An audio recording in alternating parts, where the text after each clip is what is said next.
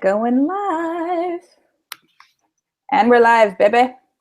Awesome. Yay! Yay! Ariane, I'm so excited to interview you. I know that there's so many women out there who would really resonate with your message, and you have so much wisdom to share. A lot of the women I work with are 30-something, 40-something women who want to align with their loving partnership and also find the purposeful career of their dreams. I mean, almost every woman I meet wants to do something purposeful with her life. Yeah. And my own motto is you can already start having a purposeful career even in your own job right now as you think about transitioning. So I'm really excited to interview you so that you can share how someone can start thinking about this. You know, I went from the corporate world, and it took me about 1 or 2 years to really birth my own coaching business. And I know that it was a step-by-step process, and it involved coaches and mentors and healers and a lot of people supporting me in that. But I can't honestly remember all those steps that I took. Right. So I thought that having you, just interviewing you would help bring that sense of clarity and that path for women. Absolutely. So I'm going to introduce you. So Ariane, you're a career coach, photographer, lifestyle enthusiast, and you've also had a very unconventional career where you did your undergrad in business, and then you went and did your MBA in information systems. So you kind of have this brainiac thing going. You're a nerd, I guess. Yeah, a little bit. Yeah. And then you had this you worked in marketing, if I'm right. And then at some point you had that nudge inside of you that's like, oh, I want to be doing something different. And then soon after that, you got into photography, and that was like your epiphany that, wow, there's like something inside of you that wants to be expressed, and you started exploring it through photography. And then you birthed a coaching business. That's all I know about you. That pretty much sums it up. We can end the interview right now. No, you definitely wrapped it up in a sweet little nutshell there. There's definitely some twists and turns in my journey, and it's been a long time coming for sure. And I know a lot of us out there can kind of relate to the ups and downs of navigating our career and sort of trying to figure it out. So if my story can help, a woman that was once in my position, 5 or 6 years ago, where I call it sort of a career crossroads, where it's just like, okay, this is not what I expected. This is not what I sort of imagined for myself, but I don't know what is, right? So it's sort of that crossroads of like, I can keep doing what I've always done and what I know, or I can go, take this left turn and go off the beaten path and see what lies ahead, on that path. So, so hopefully my story can kind of shed some light, and, hopefully we can, if my mistakes can help, those out there kind of avoid, those same pitfalls, I'm happy to share it. So awesome. Thank you so much. Yeah, I know we all want to avoid pain and suffering, especially when it comes to our financial security. Sure. Really important to most of us. So first, I'd love to hear maybe a little bit more in detail about how you did make this journey, this leap. Yeah, absolutely. But before I get into my story, I kind of want to go back to something you said earlier on when we first started the conversation in terms of purpose and, what that looks like and how do we find it, right? And so you made a great point that, no matter what job we're in, we can find purpose there, right? So it's sort of, what sort of shifted for me in this whole definition of purpose. I know it's something that we hear often, right? And it's a very sort of elusive, term, that we can, it's hard to kind of wrap your mind around. It's a very big question. What is your purpose, right? So what I want to invite, our listeners to keep in mind as they, travel this journey is that, your purpose is in the here and now, right? It's not, it's not something that we, get to, once we find the great job, once we find the great boyfriend, once we find the great husband and get married and have kids and happily ever after, and then you're living your purpose. No, right? It's like, this is our purpose. Like, you and I speaking in this moment is our purpose, right? The challenges that we go through, those are our purpose. Like, we're meant to sort of experience some of those things as part of the whole, as part of the journey. So, don't ever feel like you're not living your purpose, right? Sometimes the bumps along the road, are just as much part of the purpose as the warm and fuzzy, I feel fulfilled feeling that we're all sort of after. Does that make sense? Yeah, we can find fulfillment in the here and now, and the purpose. I like how you said that, right? Because sometimes I'm like, oh my God, what is the purpose of this business I'm in? And you can just lose yourself in that. Like, what's my business plan? X, Y, and Z. And it's really about breaking it down to those micro moments of, no, this right now, this present moment, me talking to you, me communicating with my team members, or whomever, and just treating each of those moments as part of my purpose. Yes, for sure. So, yeah, I can share a little bit about how I got started and, how I started doing the work that I do now in career coaching. And like you said, it started out with me, sort of checking my boxes, right? I went to business school, studied business admin in undergrad and in grad school, got my MBA, right? It was sort of impressed upon me to, get your education. I come from parents who are just like very hardworking, very, driven, very, want to see their kids succeed and be happy. Right. So, so I grew up sort of learning those lessons, right? It's like, okay, get your education, get a good paying job, get a secure job, right? Once you get your career going, then, find the husband and, and settle down, have children, buy the house, like pick a fence. Does that sound great?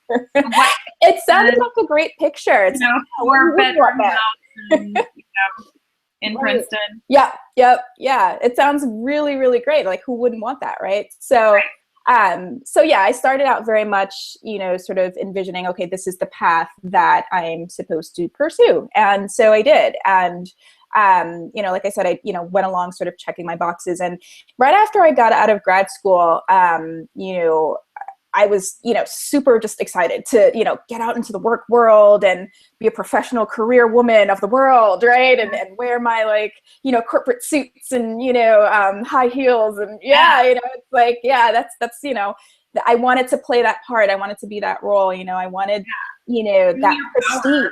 Yeah, exactly. So I was very much after that, that vision, and so, so I found myself in a marketing and advertising company. I was doing, I studied information systems management, like you mentioned. And so I found myself on sort of the data end of marketing and analytics. So, so what that means is I spent a lot of my time, doing research, report generation, compiling reports and statistics for our clients to ultimately help them improve their online digital campaigns, basically. So, so I spent a lot of my time, in spreadsheets, working on spreadsheets and behind computers. And so, very early on in my career, and I remember the day so vividly, I got this, bright and shiny job in New York City. I grew up in Long Island, so that was, very much a switch going from suburbs to living in New York City. So, so I got this really, great job in on Park Avenue at this advertising company, and I remember, it was around 8:30, 9 o'clock in the morning. I was, just getting into the office and sat down at my computer. It was a really bright and sunny day, and I was in my office, and something just kind of, pulled me to get up from my chair, and I walked over to the window, and we were in a high-rise, skyscraper building, and I looked out the window and looked down, at the concrete below me, and I saw just hordes of people just, hitting the concrete, right? Just going to work, right? And not too long ago, I was one of them. I was in that crowd, and it just looked like a herd, just like everyone was just moving and on autopilot, just like, head down, just weaving through the sidewalks. And something about that image just did, it felt like a disconnect for me. It felt like, hey, I just did this the day before and the day before and the day before and the day before. Like that had become my everyday. Like that had become like a monotonous just record replaying every single day, just on the, like clockwork. Took my lunch break the same time, like started work the same time. And yeah, it just kind of really hit me that, it was my WTF moment, I like to call it. It is like, what is this? Yes, like this is not what I signed up for. And sort of that sparked this kind of, that's when I started to tune into that nudge, right? Like, I started to kind of think that, there had to be more out there than what I was experiencing. I didn't feel connected to the work. I felt that there was something more that I could be doing. And like I said, I just didn't, it was a big old question mark. I didn't know what that meant or looked like or anything like that. But I knew it was just an internal nudge that I had to follow, And it's really interesting because a lot of the women that I work with say this same exact thing. Like I feel that internal nudge, right? So it very much starts out as that, this just internal nudge that's kind of calling to you that something needs to shift in your life. So, and sometimes that internal nudge looks like anxiety, right? You get that a lot. I meet women, and I had it too, where there's like this discontent, this anxiety, this, insatiable thirst for something, but not knowing what that is. Yeah, absolutely. It's it definitely produces this feeling of anxiety because again, on the surface, you take a look around and like, I got this great job, I'm making money, but still something feels off. So why is that? And it's really hard for us to kind of, live with that feeling of discomfort of something is missing. But it's, in the same vein, it's a gift, that feeling of discomfort, because that's where it starts, right? It's, it's like, for you to, pursue whatever it is that's calling to you, it requires getting out of your comfort zone, right? So, yeah. So I believe sometimes, that's where it starts. It's just this, this internal tension of, what's missing here. Right. And it could be love, like a loving partnership. It could be a career. It could just be finding purpose and meaning in the moment. It could be one of those things, but it is that feeling, that itch, that urge. And maybe it's all of those things, Yep. Absolutely. It's some combination of, all of those things. And, again, when it comes to, purpose, it's a really personal journey, and it's, something that serves your purpose may be very different than the next person, and as it should be, and we'll talk about this more later, but sometimes your purpose can be just to have connection with someone, whether it's a partner or whether it's a child. Maybe a purpose can feel like you giving back, right? So maybe you volunteer on the weekends, or maybe you create some space in your life to give, to share. So it's really sort of, knowing that purpose can come in very many shapes and forms and sizes. But it's going back to your story then of that nudge. How did you start exploring that, or what happened for you? Is it like synchronicity, or did you start questioning things? Did you go through heartbreak? Like what sort of? Yeah. All of the above. So it's, one of the things I think particularly about women is that, we have this intuitive sense when things are off. We feel it in our relationships. We feel it in our friendships. We feel it in our careers. Oftentimes we ignore it. But we always sense it, right? So for me in particular, I answered that nudge by just asking the question of what that is, right? Mm-hmm. And so up until that point, I never really, was asked the bigger questions of, you know, what is the impact that you want to make in this world? Like, how do you want to show up on a day-to-day basis? What do you want your life to represent? What do you want it to stand for? Mm-hmm.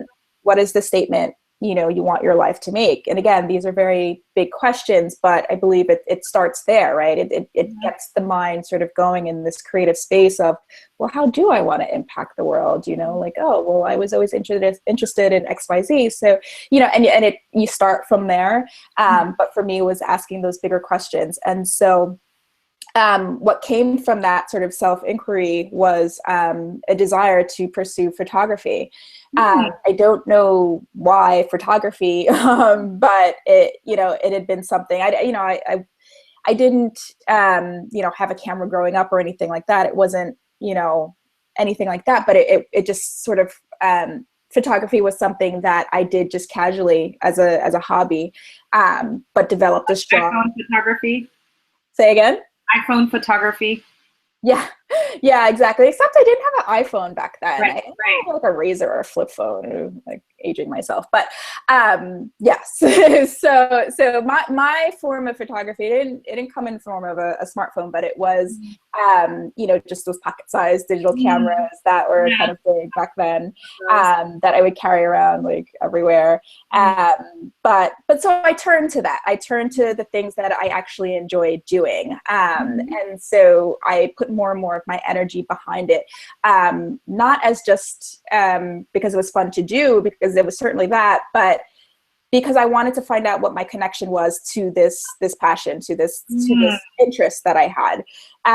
So anyway, I started to take my passions a little bit more seriously, and I started photographing any and everything: landscape, flowers, people, street photography, and it developed into a really strong passion. I said, wow, I really love this. And again, like a significant moment that I remember is I had photographed. I think it was a winter storm had just passed through, and the next day everything was just covered in snow, and I went out and photographed it. And that, like looking at that image on the back of my camera, and I think I actually later got it printed, but looking at that image, sort of in that moment, I said to myself, wow, this is how I see the world. This is how I see this scene right here.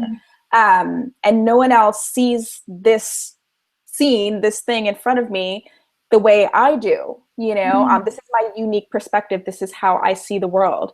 So something about that moment really resonated with me, because I never really connected with my sense of self in that way, if that makes sense. And so you almost like became an observer to yourself in that moment. Exactly. Yes. Very well said. Yeah, it was exactly that. I sort of saw myself in a different way that I hadn't before.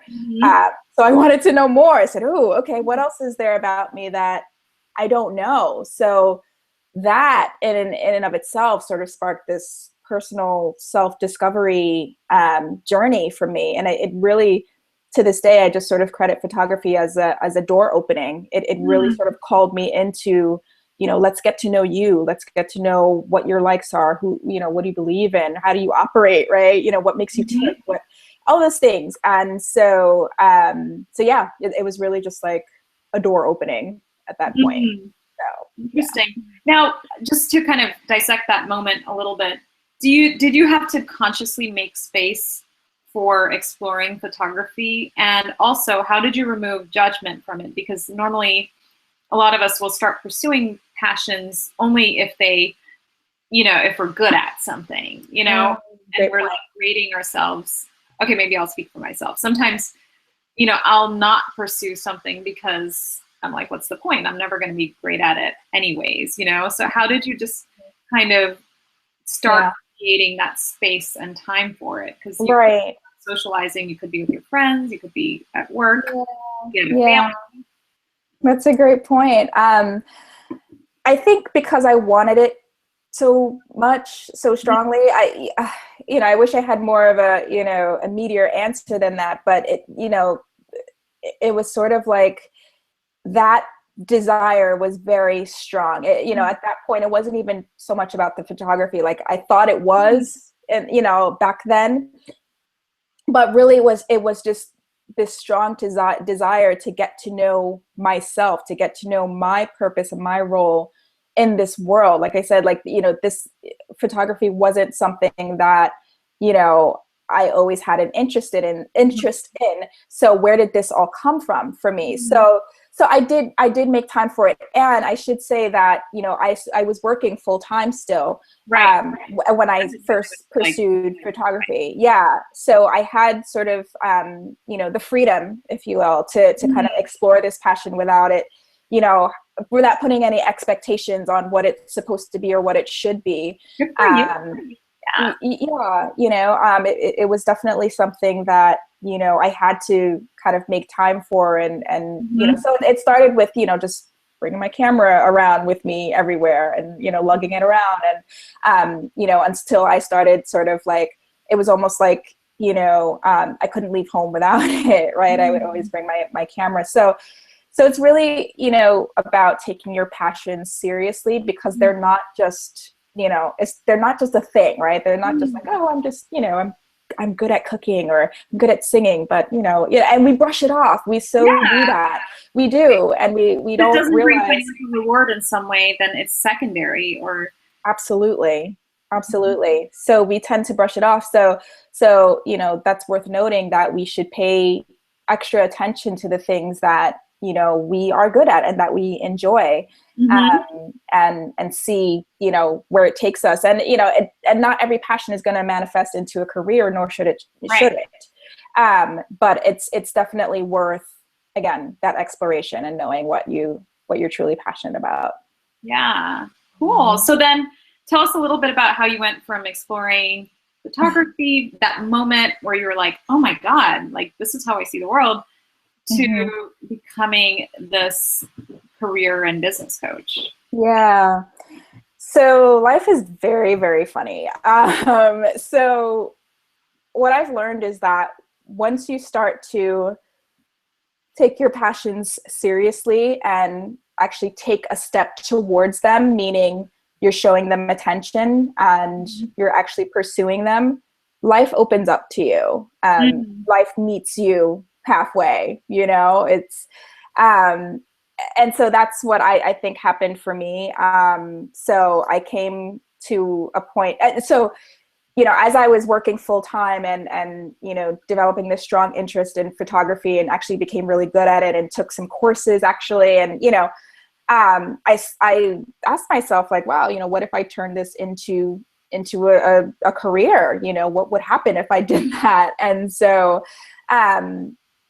up until that point, I started taking on clients because people, saw my work and, wanted to bring me in on like kids parties and baby showers and things, like, okay, sure, and, people actually started to pay me, not anything crazy, but, it started happening. Like people started to see me, differently than how they saw me before. So, anyway, so I started, again, taking it seriously, started freelancing as a photographer and taking on odd jobs on the weekends. That turned into landing my first wedding gig, and actually getting wedding clients and, photographing small weddings and things like that. And so all this time I was developing a portfolio. And so, I got better and better at it. And so my career in corporate took a left turn, whereas I was laid off. And by Isn't that interesting how that happens? It always happens that way. It's like, I don't know if I could have left on my own. Right. I'll just be honest. Like, I don't know if I could have left on my own. I wish I could say I was scared, or was it because you liked the job? Financial security. Why couldn't you leave that job? Yeah. Why wouldn't I suffered through it, it was what I knew. Suffering for you to be in that job? Did it feel like suffering for you? Yeah, it was a form of suffering. You know, in the sense of how it made me feel at the end of the day when I came home from work completely drained and not at all connected or feeling fulfilled about what I spent my time doing, you know. But you know, it was a struggle and it was suffering because I knew that there was something more for me, whether it was photography or something else. I knew that there was something more for me, but it was just that difficult to step away from what I knew, that security, like you said, like, you know, that those are very, you know, tangible things, I guess, if you will, you know, that you just don't want to lose, you know. Your dreams are sort of like, yeah, it sounds nice, but, you know, I don't want to be homeless. Like, you know, it's, yeah. So I knew that, you know, life had to kind of intervene. Otherwise, I probably wouldn't have been able to make the leap on my own.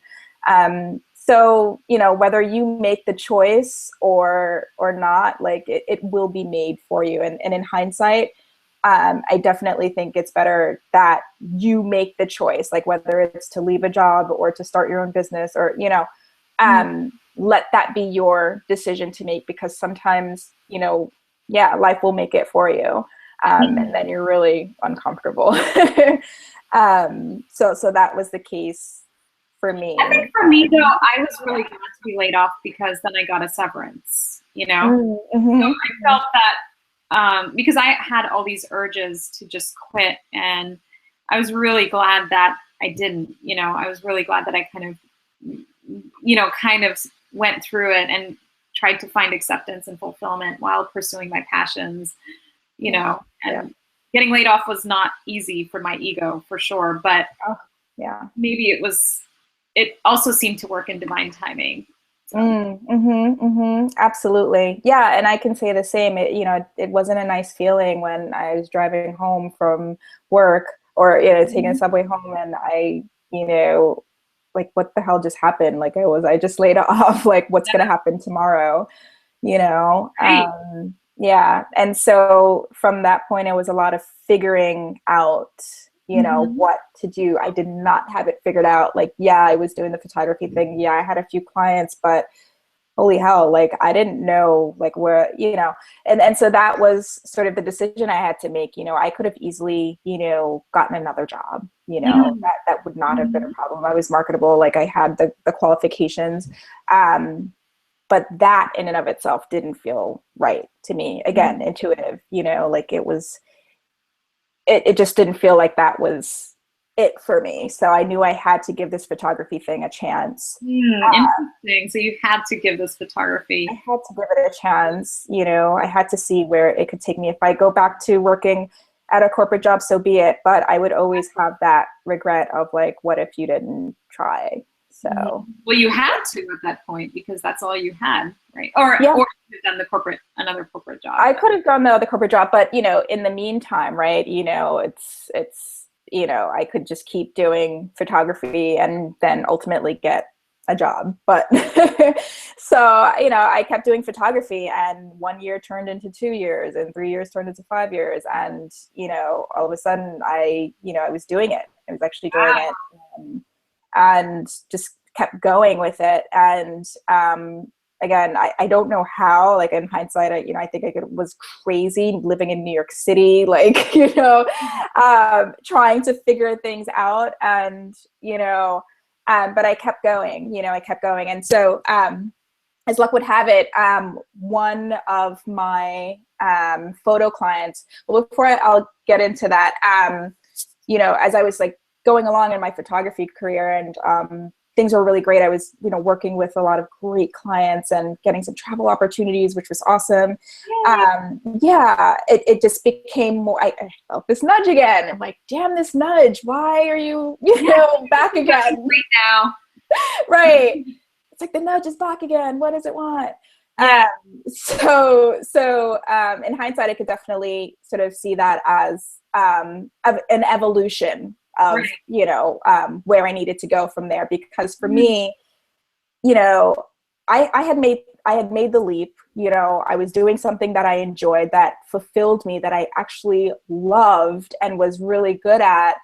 And that it's like, if I could do it, the queen of like, analytical and checking her boxes, anybody could do it. And I felt like a lot of my peers around me were, going through similar struggles that I had been in, working at a 9 to 5. And it became more of a message for me that, like a larger calling, I would say, that it doesn't have to be this way. Like, you don't have to stay stuck. You don't have to spend your career life doing something you don't enjoy. You just don't, there's another way.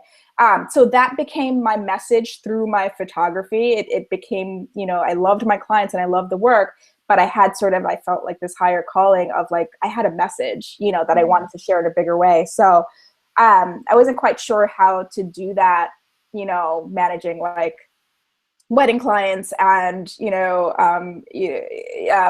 like my photo clients. I wasn't sure, like, how do I, talk about this stuff, coming from the photography world. So I didn't know how to bring the two together.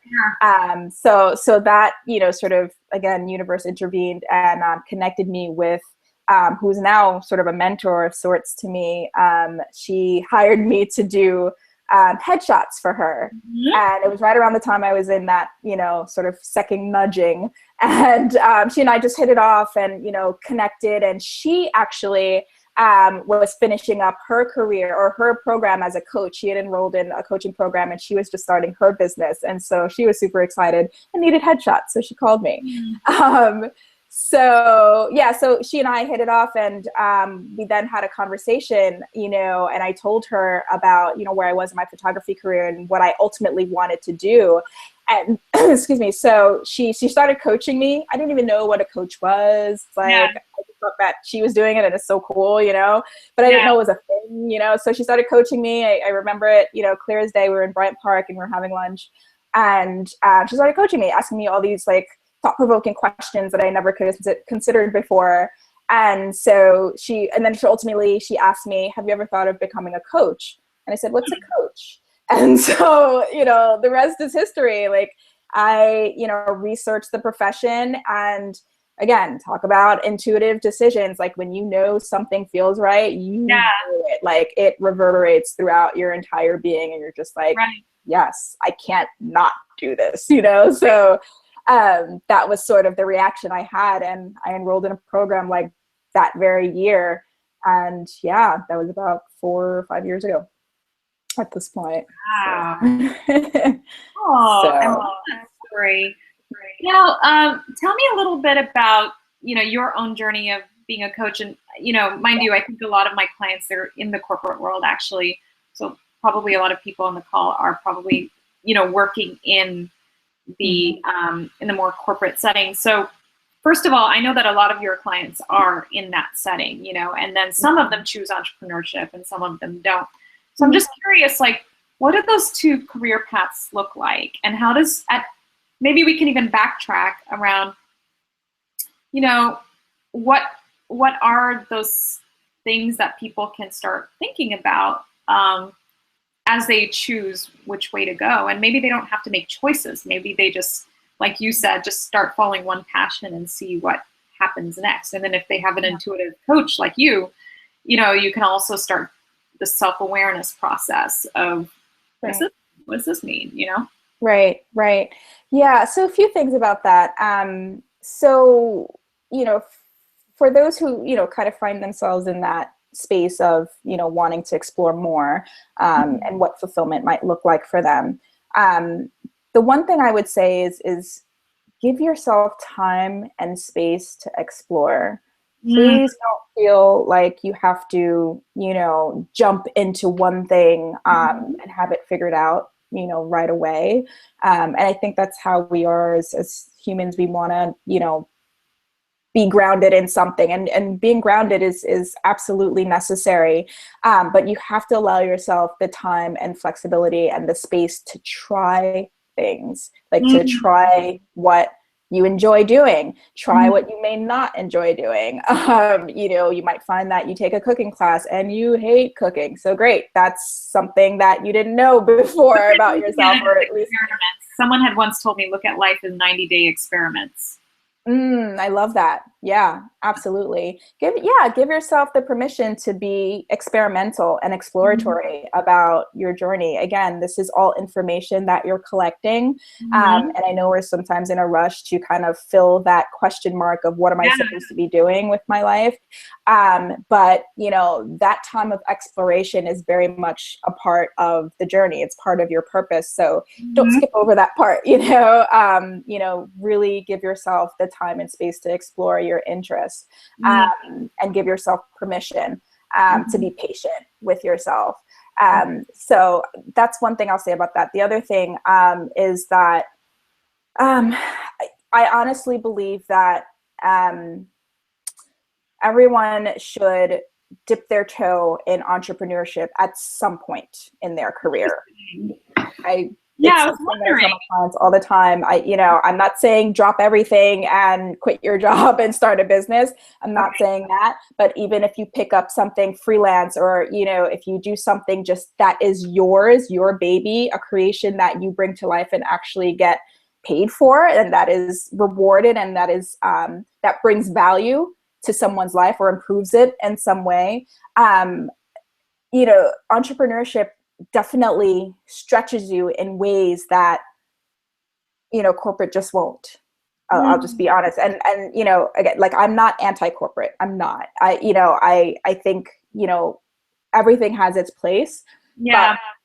But I very much feel that everyone should be their own boss at one point, or make the decisions in terms of what do they want to create? What do they want to put out in the world? Again, entrepreneurship stretches you. It sounds fun to be your own boss and make your own decisions and work in your pajamas. But there's it's not like that. No. There's very much another side of that. Absolutely. There's another side of that I think the growing pains of stretching yourself and learning to be a CEO and a visionary and someone who is decisive and assertive and,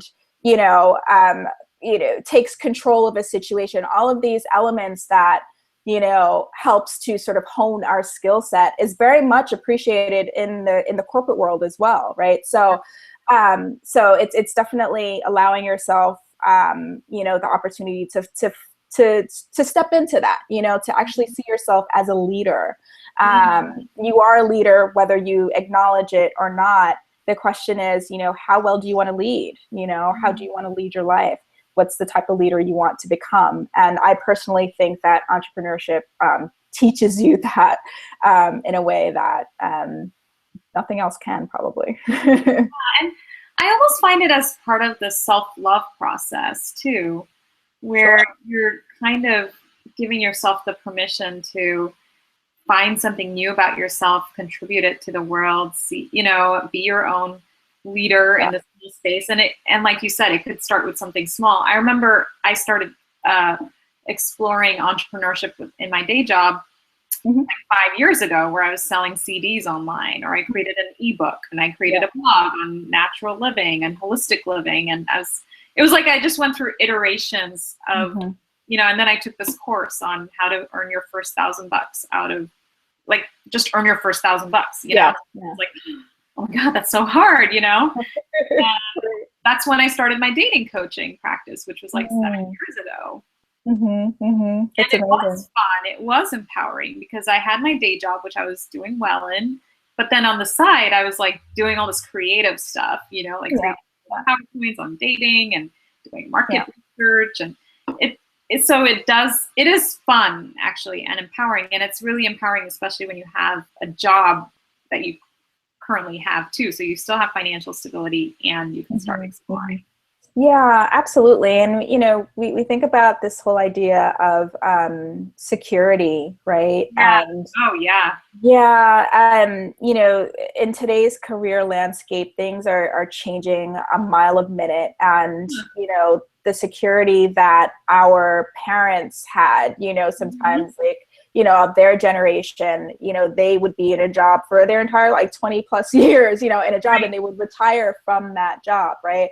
So that's just not the case in today's market. And, the average, time spent in a particular role is, maybe 5 years max, 2 years really is more realistic. So you think about, this idea of security, and, there's layoffs, that happen left and right, and they're inevitable, right? I'm very surprised when I meet someone who has not experienced a layoff at some point in their career, right? So, it's no longer, this idea of, okay, and I'll have security forevermore, you can be let go at any given moment, but your security comes from, being able to fall back on something that, you've created, right? So, how awesome is it that, if you do experience a layoff in your career, in your corporate job, you can pick up freelancing until you meet, the next job opportunity, right? But that's your security, your ability to be resilient in a time of uncertainty and, markets that fluctuate at the drop of a hat. So sure. Yeah. So, I'm really excited and curious to hear. Well, first of all, I wanted to state your you're kind of like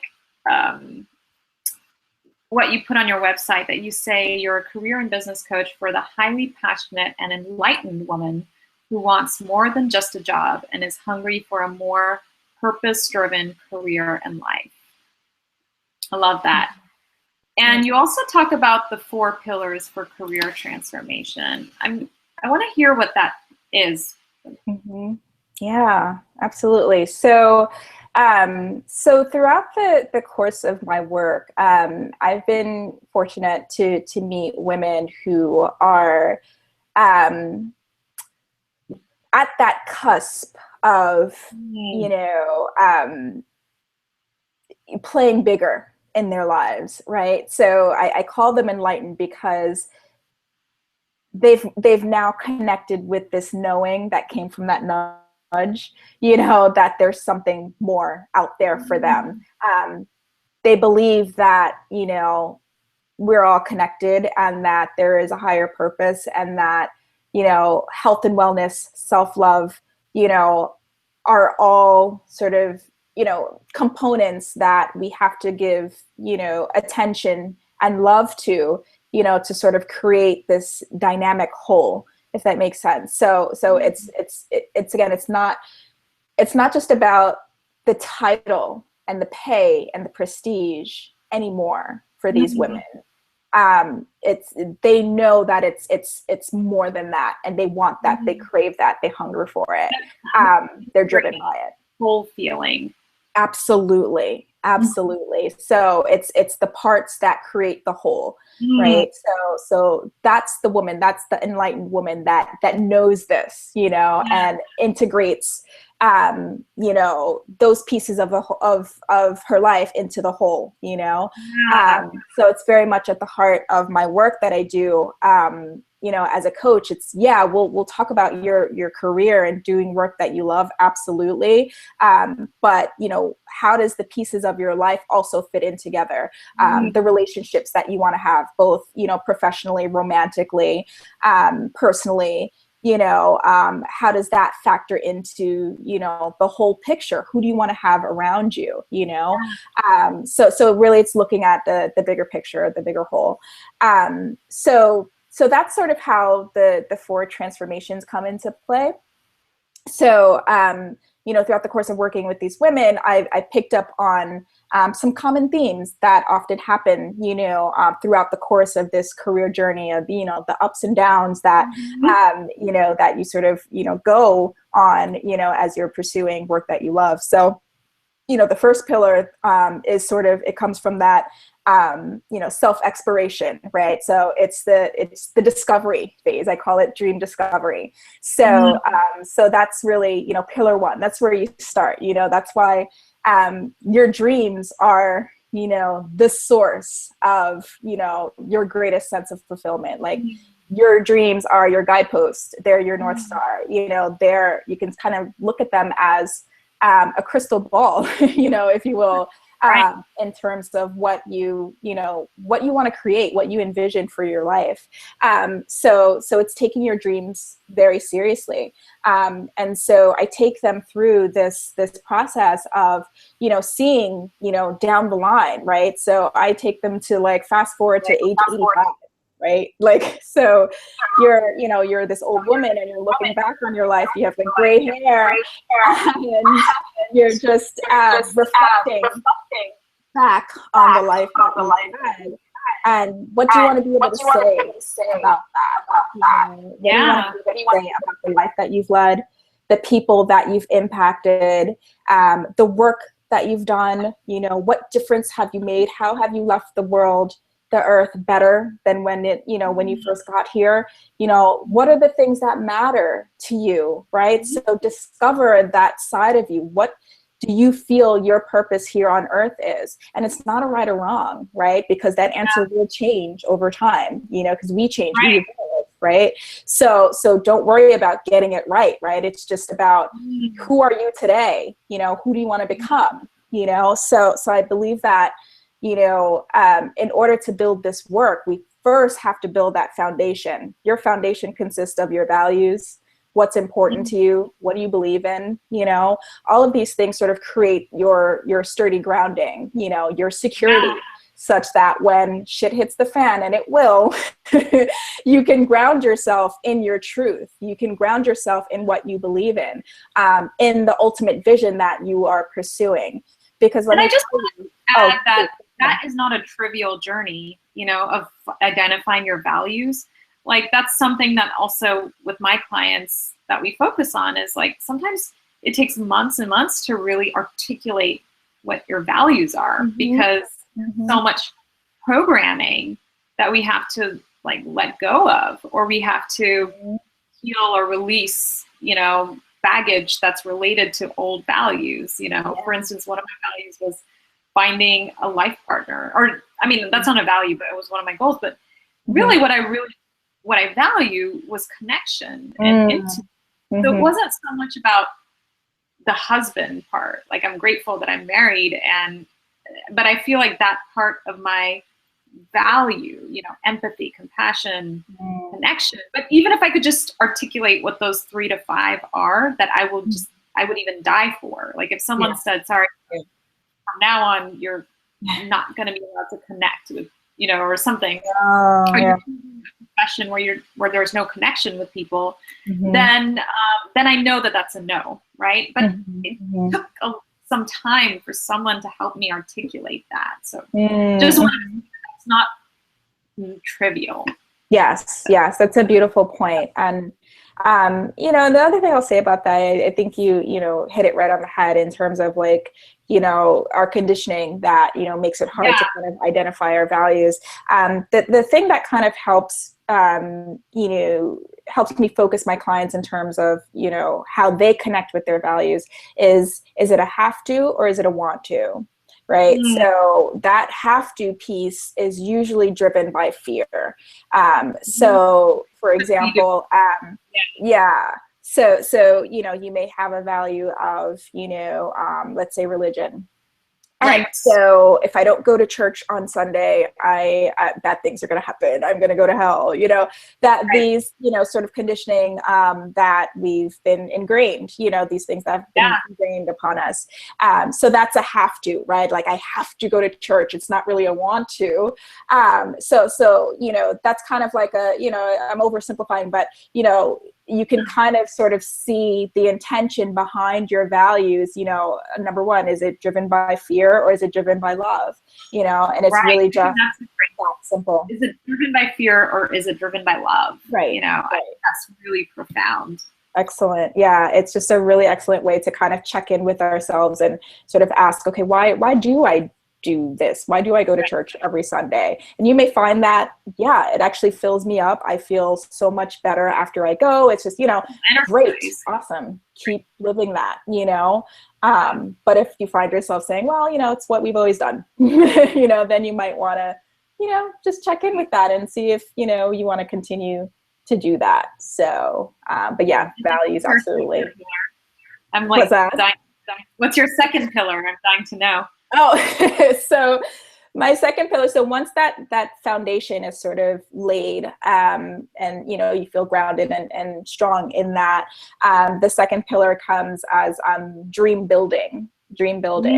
So you're building off of, the visions and the goals and, ultimately the life you aspire to lead, in this building phase, right? So, that's when you're going into planning mode. It's like, okay, how can I make this happen for myself? I'm in this corporate job and I really see myself going into philanthropy. So then we think about, how can I make this happen, right? Now, so it's all about asking the right questions. It's not about, can I do this, or, is this going to work?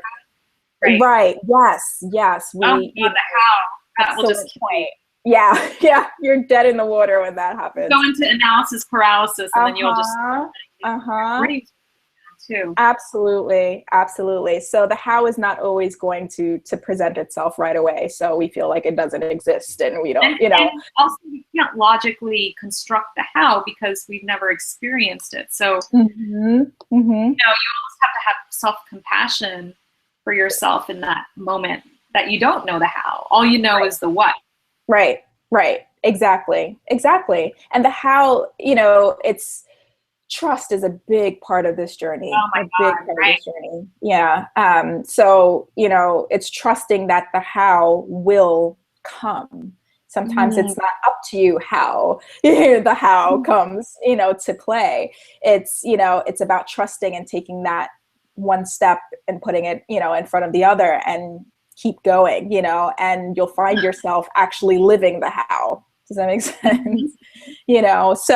So right. So it's very much about this building phase of, taking your goals and concretizing them, building up practices and habits that are going to get you closer to where you want to be. The other thing is letting go of the habits, right? So whatever got you to, where you are today, some of those habits and even those beliefs to some extent, are things that you have to kind of separate yourself from, or be okay with releasing them if they're not serving your higher purpose, if they're not aligning with your ultimate goal and who you want to become.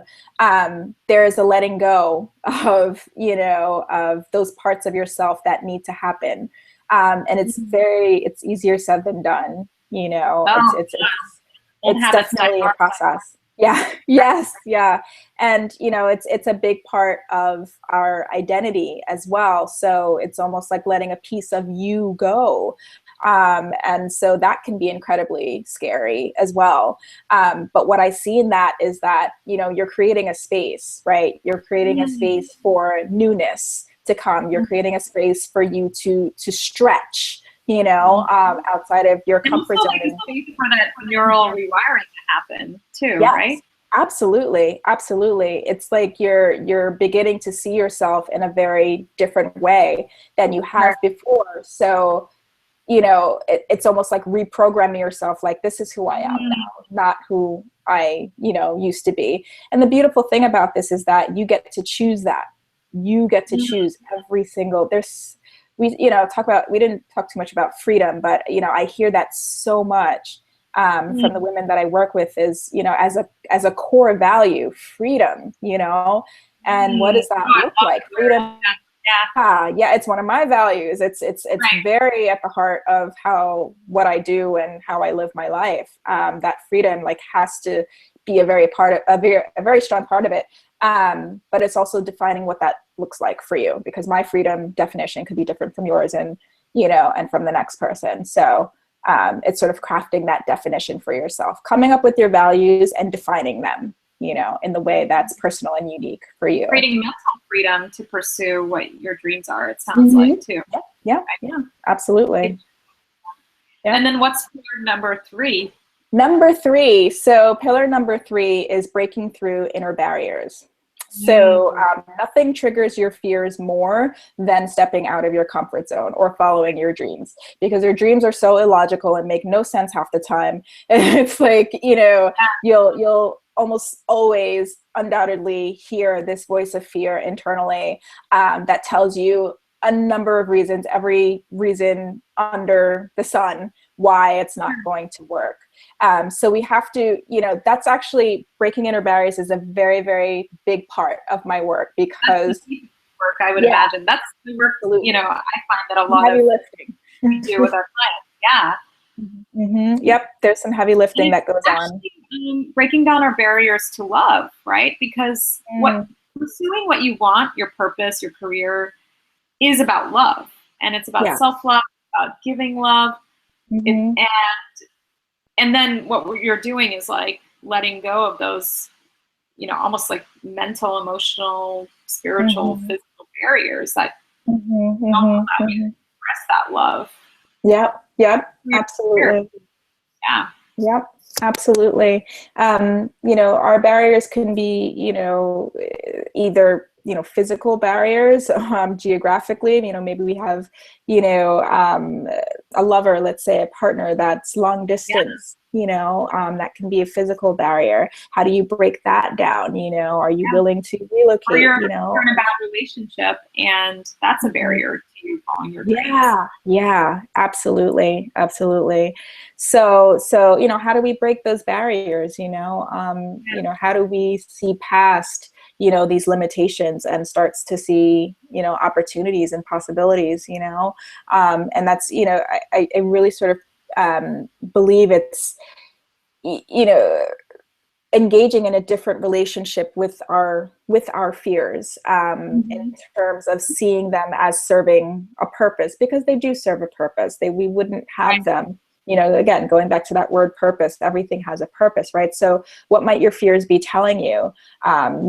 Could they be pointing you to, something you might be overlooking, or a lesson that you need to learn?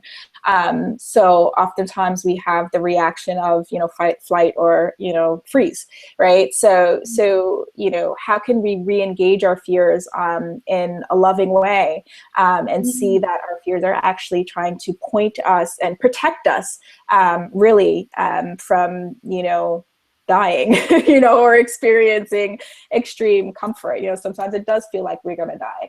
If anybody ever go through a breakup, oh my God, you feel like your heart is being ripped out, right? So really, these fears, these emotions that come up, they do serve a purpose. And so, going back to your point of self-love and self-care, knowing that every emotion that you're experiencing is valid. Yes, you're going to feel afraid if you want to leave your job. Yes, you're going to feel afraid if you, know that you need to walk away from a relationship that's no longer serving you. All of these things are normal and a part of, the journey, a part of your purpose. But again, it's about, looking at them not with, disdain or ignoring them, or, but seeing them as, something that wants to just protect. like that movie, Inside Out, the movie Inside Out. Oh, yes, love that movie. I mean, like the emotions befriend each other. And it is like that, where you're becoming like your inner mother, your inner father, and you're providing self-empathy for yourself. You're like, yes, child, you're afraid. It's okay to be scared. It's okay to, I mean, and I believe that in this phase, people also are afraid of criticism from others, because in that moment you decide to go for your dreams, there's all, and you start taking action, you're going to meet equal amount of resistance from the outer world. I mean, I've heard that, and I've seen it in my own life. Like, everyone's like, what are you doing? Are you crazy? Ariane, you live off of photography. You did your MBA, and so, and what's a coach? What's a love coach? And you really get those questions, and those are all just tests, and probably ways that your inner barriers are going to be tested, I guess. Yeah. To support you in that journey is so invaluable. Yeah, absolutely. Absolutely. And, no one is immune to our fears, and, perfectionism is a big one that comes up, especially for ambitious, driven women, that perfectionist side. And one thing that I, in my work, I'm, opening up more and more this conversation around is failure. Oh, Failure yes. is, you know, we're very, very, very afraid of failing, you know, how it looks, how it's perceived, what it means about us, right? And so oftentimes we don't talk about our failures. We don't talk about the times that we crashed and burned. And I definitely had my moments where I was just like on my ass, just like, should I go back to this corporate job? Yes. You know, like those questions absolutely do come up, right? So, you know, our failures also serve a purpose, right? It's, you know, it's really about how you look at the failure. And I know we've heard that before. It's like, oh, you know, turn your failure around and into a success, you know. But it's, you know, it's really just about, you know, do you want to let that failure define you? You know, Yeah. I had a woman that I was working with, and she was fired from her job. No, she didn't get fired. She was afraid that she was going to get fired. Yes. And so she was afraid of having this big F mark, so to speak, on her report card, you know, for the future employer. So she says, Ariane, if I get fired, like, what am I going to say about this? How can I, how can I hide this? And I, you know, my thoughts to her was like, you don't hide it. Own your failure. Yeah. Own, you know, own Wow. it. Own Really it. own Don't, you know, yeah, call it out. Call it out, Yeah. you know. And she was not a good fit for the career that she was, the role that she was in. She did not like the work that she was doing. So it showed, you know. And so it's all about how you talk about your failures. You know, do you want to be a victim to it, or do you want to actually use it to fuel your dreams? You know, if you know, you walk around with this, you know, this big F on your face, people will see it and they will pick it up no matter how much you try to hide it. But if you bring it out into the open and say, yeah, this job was not a good fit for me, so unfortunately it didn't work out. And what I learned from that experience is that, you know, I need to, you know, speak up more about, you know, XYZ, or I need to take control of, you know, when something is not working for whatever that thing is for you. Find the lesson in it and talk about it, you know, because that's how our failures serve us. Yeah. And then how would you define, and I'll just make a note there that sometimes your failure might end up being your purpose. Like for me, my failure was a broken engagement, and it felt like a failure, and it was like a failure in other parts of my life, but I turned that around and made it into my career. So sometimes it could be an indication of something. Yeah, deeper. yeah.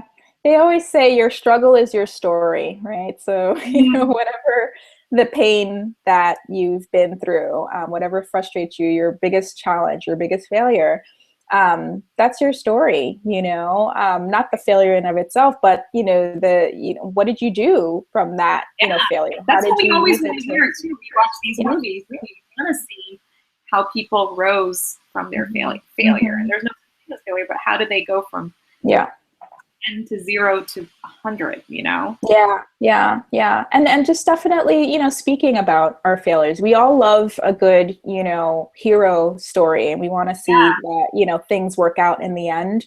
But I also think it's equally important to talk about our failures, to talk about the times where, you know, that we did hit our breaking point, or we were in that, you know, in that hole, and we just didn't know how we were going to come out of it, but somehow we did, you know. I think it humanizes us, and I think it makes us more relatable, because sometimes we see these success figures and think that, you know, they have it made, or they're just lucky. But I guarantee you, and these are coming from, you know, women I've interviewed and women I've worked with, that there were times where, you know, they found themselves in a failure. But again, you know, it's calling those stories out and not allowing them to define us. Yeah, not being ashamed of them. Right. Overcoming that shame. So I'd like to move into the fourth pillar, and then I want to also share your offering, like this new program that's coming up, because I'm really excited.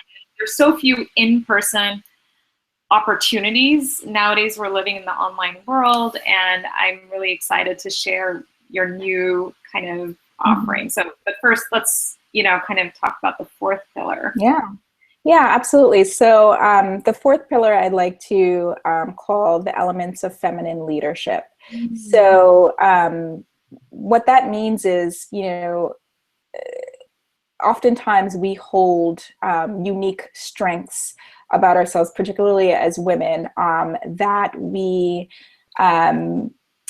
hide or don't leverage or tap into. So compassion, empathy, Mhm. being a good listener, all of these things, intuition, all of these things that sort of are innate. And I think everyone, both men and women, have these traits, of course. But I feel that women are more closely connected to them by a natural default, as opposed to men. So how do we take these traits and integrate them into our leadership? So, when we're at the boardroom table, we're negotiating a deal, let's say, how do we integrate compassion and empathy into the conversation? How do we use our intuition to help us navigate our stories a little better, or to help us negotiate for a higher salary even? How do we integrate these components into our career where it allows us to sort of enhance our leadership? So I feel like these elements of our femininity are sort of our sacred weapons, that we, oftentimes we don't use, or they go underutilized. Mm. So it's really just about developing those parts of ourselves that Mm. can really enhance both our personal and professional endeavors. So. And that's not trivial either. I mean, those are skills, and that's a reconnection with your feminine wisdom. Uh-huh. And it's Uh-huh. part of us that we've suppressed. And being in the masculine corporate world, we tend to become overly masculine. So Mm-hmm, with mm-hmm.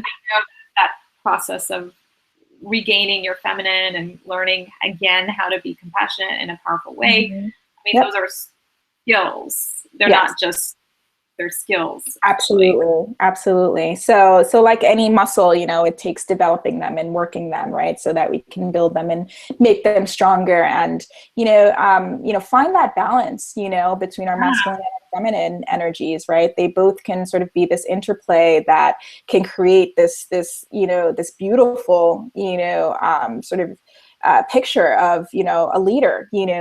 How do you when do you need to use a particular skill set, and when to call it out in particular situations versus others. So definitely seeing our femininity and our masculine energies as tools, to kind of further our own leadership. So Yay, awesome. Okay, so yeah. I know that we're a little bit over the hour, but I really want to just take a few minutes for you to kind of Yeah. share what you have for our guest today. Yeah, absolutely. So I'm really excited about a group program that I have coming up towards the end of this month, April 19th. And yeah, it's going to be super fun. Oh, It's a great group of women getting together for a 6-month journey to, yeah. really just go through these pillars as I've outlined them. So, dream discovery, dream building, breaking through your inner barriers and your elements of feminine leadership. Let's go on that journey together. Really sort of hold each other accountable, really show up and tell our stories. One of the things that I'm excited about is that it does happen in person, and Mm. while it is much easier to do an online version of this, I very much value the energy that happens, the magic really that happens when women get in a room and their energies are just like intermingling, and ideas are exchanging, and resources are and so magic really happens in that moment when we're connecting with each other. So it's really about fostering that environment where people can just open up in a safe space with no judgment, and connect with like-minded peers and go on this journey together. And of course I will be there to guide and facilitate the conversation, but it's really about what you make of it. What do you want this 6 months to look like? In 6 months we're going to be in October. And this year is just going to fly by, and it's crazy how that happens. But it's really about spending this time working on ourselves so that at the end of the year, we're ready to tackle, 2017 in this like new and empowering way, so how can we put in the time now and work on ourselves and really just, make a firm commitment to ourselves to, again, take our passion seriously and take this journey seriously, because there's a whole new world out there waiting. And we're really doing ourselves a disservice if we just continue to hold ourselves back. So that's what this group is about. That's amazing. Yay. And I would imagine that if people aren't here in New York, because I see that there are people around the world, could they, consult with you for one-on-one? Like, do you offer complimentary sessions? Yeah. Absolutely. I'd be happy to, thank you for bringing that up. I'd be happy to jump on the phone with anyone who's just, again, at that cusp of a career transition or a career crossroads and just needs a little bit of guidance of, where to kind of navigate from there. I'd be happy to kind of brainstorm with them and see what options are available to them and sort of help craft a plan, right? So we can at least get into action. I commend those who kind of raise their hand and say, hey, I need help with this. I can't, I know there's something out there for me, but, I just need a little guidance. And so I'm more than happy to jump on a call, absolutely no charge on me, to really go through, what's coming up for you and what you're looking to do next. That's awesome. Well, and I will say that if someone does join your program, it does help with one's love life, because then that's one area where you're focusing on your passion. And when you're flowing with passion and self-discovery, oh my God, so much opens up for you, even in your love life. Like men are attracted to women who are in the self-discovery journey. Like they just love it. Every guy, and that's when I met my husband, was when I was in that self-discovery journey, and he loved it. He was like inspired by it. And he's now one of my biggest supporters. And I was really glad that I met him in that energy of joy and exploration and, that comfort and sharing that discomfort with him. So I think it's a great thing for any woman to do, who's even considering doing something unique and different, even within their current careers, or if they want to try entrepreneurship on the side, like whatever that is, giving yourself permission 6 months to just this inner transformation is phenomenal. Absolutely. And, that's why I love the work that you do, Sarika. If I could just like sing your praises for a second, you're absolutely right. It's funny you say that, because a lot of the women that I work with as well, it's almost uncanny how this happens. They dedicate, working on themselves and their careers, right? But it always happens where either they meet someone new or they're in a relationship, and that relationship grows, and it's all a result of doing this work on yourself. And it's really just about opening up that heart, not only to your career, but to invite, more love into your life, and so that's how your partner finds you, right? It's when you're open and when you're not like sort of, head down kind of, hustling from, the subway to the office, you really start to show up in a very different way, and it has it trickles over into other aspects of your life, particularly a relationship. I've seen that a lot. Oh my God. Exactly. Awesome, Ariane. So I think you'll be sharing, if you could share the link for the program and your email, like right on this event page, and Absolutely. also share with the ladies that joined, and the men actually who joined. Yeah, absolutely. Everyone who joined in today, who is watching this, anyone whose eyeballs are on this video right now, will get the link to the group program that I mentioned and my contact information if you ever want to reach out. Happy to speak. So yeah, definitely stay tuned for that. Awesome. So glad. Well, Ariane, thank you so much. I'm so grateful to be connected with you on this journey. And I really had fun today. And I'm excited for even just the new ideas that are just kind of emanating from this conversation. Yeah. And even and if we do, that's Yes, thank you. The honor was mine to be here talking with you today. And, you know, I truly resonate with your work and just you as a person. I think you're amazing and you're so brilliant at the work that you do. So thank you for inviting me on here and to talk about this and, you know, have a conversation around our careers and our work lives and our love lives and sort of how they come together. So it's been a pleasure. Thank you. Thank you. Okay, take care. Bye. Bye-bye.